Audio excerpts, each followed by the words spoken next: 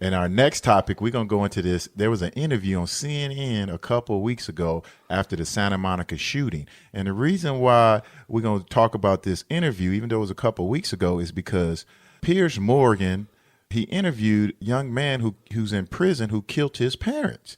And what got me is all this time we always hear stories about kids killing their parents. They're usually white.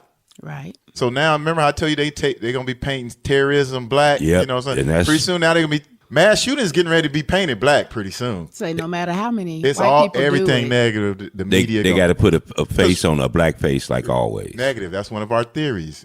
The man he interviewed, he in prison right now. So matter of fact, let me just play the clip. I'm going to play the clip and then we're going to come back and analyze what he says, because what he's saying is things we deal with in terms of the media and how the media affect young kids and all that. So here's the clip right here.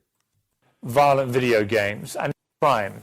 You were 19 years old. You were pretty obsessed with violent video games, and in particular, you were obsessed with the movie The Matrix. Do you remember watching The Matrix repeatedly, watching these video games, and the kind of effect it had on you? When I would watch The Matrix, I would see myself in that role. I would see myself shooting the bullies and people who had hurt me in my life. And this movie was a type of a release of aggression.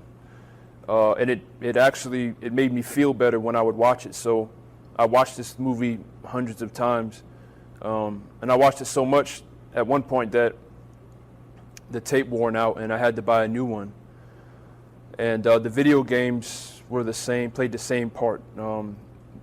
Video games like Grand Theft Auto, Blood Rain, Resident Evil, Doom, Quake, a lot of these shooter games.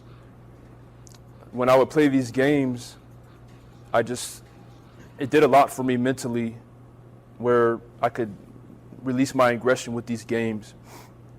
And I could almost bring my fantasies to fruition the way I would just immerse myself in these games. Sometimes I would play them 12 to 15 hours a day without leaving my room, and I would have food and all kinds of things stashed in my room so I wouldn't have to leave. I did that for all my high school years and into college, and I ended up flunking out of college because that's all I did all day was play these games. Okay, first of all, I watched The Matrix until my tape wore out and I had to buy another one. I did that too, and I ain't never killed nobody, just for the record.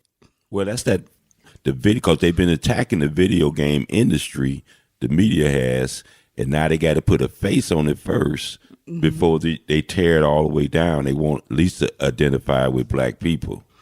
That just kind of got me, though, for him to talk about The Matrix like that, because for 13 years, the lady who wrote The Matrix was trying to get her respect, trying to get her ownership. That was her idea.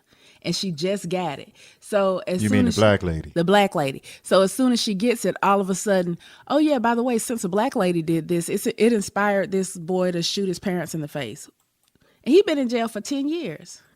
And he's not the only kid who said this. You know, the Columbine shooters, remember? All them times when everyone had them long black leather coats on, that was from The Matrix or whatever, right? And so we do know video games and these movies does have an effect on young kids. We know this.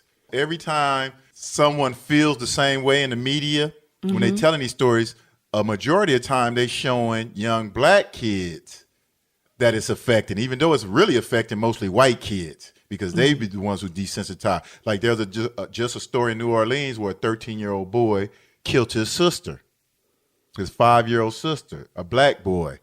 This just happened like 2 or 3 days ago. He was trying a wrestling move that he seen on TV. Oh, yeah. You know, something similar to that happened years and years ago. Yeah, back in Florida. Yeah. Right. But it happens every day. But what stories become big? So you know, because this kid is a black kid who tried a wrestling move on his sister, said he learned it from TV. He was just trying, probably just playing. They're going to show you the media affected black kids. It's like the power structure want to ruin all America.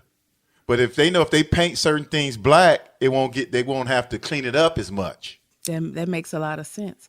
What's so funny about the entire story to me is as you continue to watch Piers Morgan, the rest of the show, they have great people describing this boy's mental state, which I was like, what? Why can't they have a black doctor if they had a black? Oh, to get that little balance, especially that, yeah. Yeah, but they had a white guys describing. It's almost like the zookeepers describing what the animal is doing.